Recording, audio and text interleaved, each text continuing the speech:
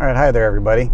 You'll have to excuse me. I'm going to keep the sunglasses on today. One of my contacts has been kind of bothering me all morning, so I just don't want to have the bright sun in my face. I don't give a lot of titles to these driving home video blogs, but this one I did figure I would call it a crisis of faith. And not because I don't believe that Tesla will succeed as a company, because I think my dude's going to crash. Okay. Because I don't think Tesla is going to succeed as a company, or that I'm from the church of Elon and I no longer believe, although I'm not really a fan of Elon at the moment. But rather, all of these debuts lately, along with some of the design decisions that Tesla has made in recent memory, kind of brings me back to, you know, this idea that they're always talking about first order principles, or you know, like, what is your baseline? And as my car that we're in right now, my Model S, is nearing 10 years old, I kind of go back to some of my early thoughts as to why did I get this car? What is it about this car I like, and why am I keeping it? And I know that was the theme of an earlier blog, but I kind of want to go back to, like, you know, at the time that I bought this car, there really wasn't a Tesla, right? It's 2014. They'd been around just a little bit of time, and I didn't know that much about them. And so I saw them, and I got to experience them thanks to a friend of mine. And that is sort of what opened it up. But it wasn't like there was a long heritage of Tesla, or like you'd seen them racing as a kid, or that you grew up always wanting a Tesla. Like, that really wasn't a thing. The Roadster didn't impress me at all. I knew it existed, but it wasn't like a seminal vehicle in my youth or anything like that. So I kind of came into this and sort of, I guess you would say, I chose to be a Tesla owner in a way that is a little bit easier for people nowadays to choose, because the company has more of a history. They've been building more cars. They've been targeting certain markets, whether intentionally or unintentionally. And as a result, we all kind of know what sort of people buy Teslas now and why they buy them. And there's very disparate groups there, but at the time, in the early days, it was a little bit harder sell for the car, and so I very deliberately chose it. So that's my introduction. So, and the real question is, well, why did I choose it, and why did I become enamored with the company as a whole? Well, I like the idea of an American company. This is what I always tell people. I like the idea of an American company on the forefront of innovation that went out there and scared the bejesus out of all of the established manufacturers, especially the Germans, because they were targeting sort of like a large luxury executive performance category that was up until then exclusively a German thing. We're not really going to count the Jaguars, even though the XJRs were great cars from a performance standpoint, but mostly that's what you think of when you think of German, BMW and Mercedes and Audi. Like, they make the cars that are four-door sedans, sporting pretensions at the very least, if not actually sporting, depending on how the engine is configured. And so Tesla went after that market very aggressively, and to the point where those companies all kind of started restructuring themselves to meet the threat. Here we are 10 years later, and I mean, at least Mercedes and BMW are trying. I'm not really sure what Audi is doing yet, except for making SUVs, but maybe the new A6 will change that. But anyway, the things I liked about Tesla came from that core, is that they were an innovative company that was kind of putting the fear of the future in everybody else. And I love that swagger that the company had in the early days. And it was more the company then than I think it was Elon, because nobody really knew who Elon was. And so the company, I feel like, had its reputation more on its own. And in recent years, that's become more enmeshed with Elon, for better or worse, depending on the time we're speaking. So the early Model S, this car, I thought was a very cerebral sort of design. They had kind of rethought a lot of things from that first principles standpoint. It had the giant screen in it, which nobody was really otherwise doing. It has classic looks, and I kind of like that it has the nice, the hips and the just the general, like the long hood kind of thing. They talk about that ratio between where the front axle is and the front edge of the door, and that's sort of an executive thing to have that sort of that gap there, that spacing, which my Chrysler 300M did not have, just for example.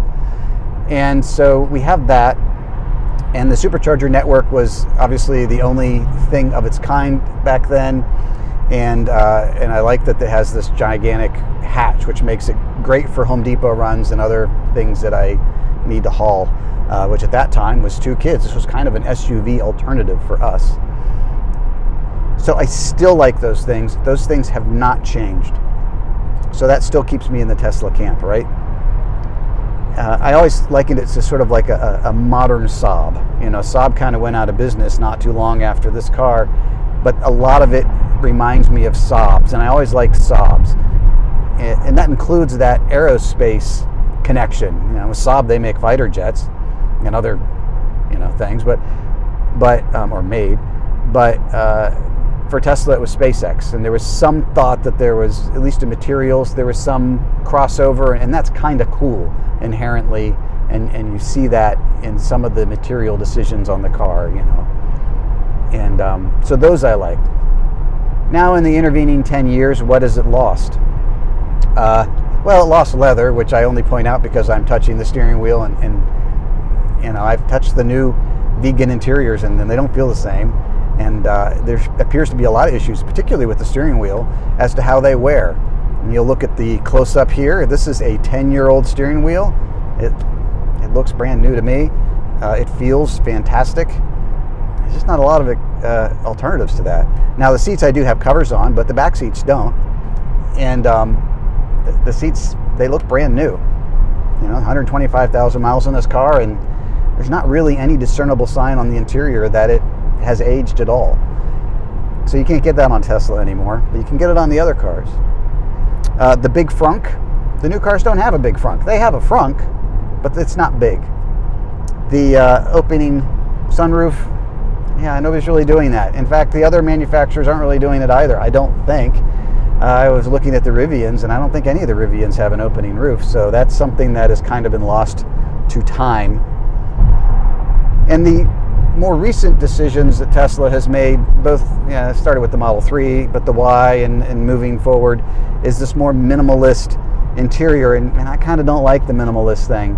I like to see that somebody's put some effort into the design a little bit more than just, you know, planks of material. So it's losing a little bit of that design edge. And you compare that to like my era car. You know, I'm looking at it now, and I've got actual wood, and it is actual wood, and I've got some bright work trim separating things, and you know, it's just got a little bit more complexity to it, and I like that. I don't know, that's just me, I guess. I was kind of disappointed that they haven't really revived anything dramatically. The new Model 3 is the first real attempt to refresh a car. I don't really count the Plaid and all that because it looks so much like the pre-existing Model S. I don't know that non-fans would ever pick it out. But the new Model 3 is an attempt to do a refresh, and it's okay. I mean, it looks fine, but it's not really innovative. Like, we're not going to claim that it's innovative, are we? They're not really pushing the design very much. And I'm kind of disappointed that Tesla doesn't seem to be able to do that. And then when they really do try to do it, if we want to be honest, talking about the Cybertruck, boy, I really wish they'd held back. Rein that stuff in. Don't build that. I'm not a fan. So that's things that it's lost from a design perspective. The CEO's gotten a lot more toxic. I don't know what the political viewpoints are of Jim Farley, for example, the CEO of Ford, or RJ Scavenge, the CEO of Rivian. No idea. But Elon, I know a lot about Elon, and I really don't think that's appropriate when he's that enmeshed with the identity of the company. And that means he's enmeshed with the identity of the cars and to a certain extent their owners, and I'm not sure how that's going to play out. It's certainly not a reason why I would buy one. And then you know, the newer cars kind of have a focus on being able to play video games and watch things on your screen, and And then all the full self-driving. I mean, a car that you are intentionally designing not to drive isn't really why I bought this car to drive it. Basic autopilot's the only thing I ever really wanted. Everything beyond that to me is just lost. I just don't care. I want a car that drives well and is engaging. I don't want to be dissuaded from driving the car, and I certainly think it's... Anyway, they appeal more to gamers and that crowd, the tech bros and things like that with the things that they're doing, and less to drivers. And a great example of that is the screwing around with the controls. I mean, they took off controls that worked perfectly fine, have always worked fine. And now they have the gear change lever requires visual confirmation that you got it in gear. Like that's not better. I'm sorry, it's just not better. Turn signal lever, it's just not that big a deal. Getting rid of it for the sake of saving $1 was dumb. So there's quite a few things kind of against the way the design has gone that I don't identify with. So what does that leave me? Well, Rivian, the headlights are a tough sell for my wife. Otherwise, I kind of like them. I think they're sort of like a golden retriever friendliness to those, and they still have all the detailing on the interior that I like, so they feel like they are worth the price. And even on the outside design, there's little details and nuance and sculpting. They're also sort of stagnant design-wise in that they, have now shown us basically their entire product roadmap, and they all look the same, almost too much the same. And I think that's the problem Tesla also has, is that the 3 looks too much like an S and the Y looks too much like an X, and they're all kind of sharing parts, and hey, we'll flip the fog lights upside down and that'll be the distinguishing. I don't know. I feel like you don't see that when you like some family resemblance is okay, but like they shouldn't just all look like the same car. BMW looks, speaking of, I don't know where they're going. I don't know. I'm a late 80s, early 90s lover of BMW style and pretty much everything prior to that. And I just don't really know where they're going these days. But they are, they're trying. Maybe an i5 wagon would be of interest to me. Porsche, I love the Porsches. It's just the price. I could definitely get into a Cross Turismo Taycan, but the prices, they're expensive. And Volkswagen, their software is garbage. I don't know if they can even fix that. I don't even know if they're trying to fix that. The Fords, they don't really do anything for me. I think they're fine, but they're very, I don't care. Same thing with the GM. Doesn't move me in any way. Mercedes I'm interested in because I don't like their blob cars that they have out now, but they've said that they're going to go in a new design direction because people don't like their blob cars. And if they go back to like kind of a retro vibe of the older Mercedes, now that I could get into, because Mercedes made some really compelling cars back in the day. The whole bank vault thing. Audi's just making SUVs. I don't even know what the A6 is supposed to be their first electric non-SUV. Maybe that'll be great. Maybe it won't be great. I'm curious in the wagon. I don't think we'll get the wagon in the US. Kind of the same as the BMW i5. So where does that leave me? It leaves me with a Cross Turismo, which is like, again, super expensive. And then Polestar. I'm not sure what the long-term deal is with Polestar, but I don't know. The Polestar 6 looks compelling. I don't really like that they're removing the back window, but at least they're doing it correctly and making the rearview mirror a camera. Whereas Tesla's doing this dumb thing with the Cybertruck where they saved on a screen by just making a useless mirror up there whenever the cover's closed. But that should have been a camera feed. And instead they stuck it on the screen because, again, they have succeeded in making cheap seem luxurious, and I don't agree with that. I just don't. It's fine for a 3, but by the time you get up to an S or an X or a Cybertruck at the current prices anyway, the price should be shown in somewhere. Don't try to pass off cheap manufacturing as luxury goods. It's just, it doesn't fly by me. And speaking of really luxury goods, I guess we get into Lucid, which I don't really like the style of Lucid, so there's really no hope there as far as I'm concerned. I'm just not a Lucid guy. I'm just not a Lucid guy.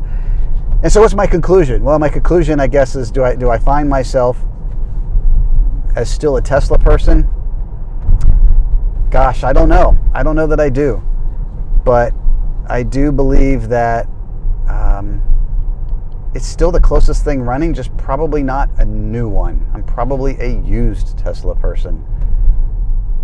And I guess that's where I'll leave it for now. Anyway, thanks for watching. Do I still believe? Yeah, I still believe. But do I wish it was more of a slam dunk? Yeah, I wish it was more of a slam dunk. And it just isn't.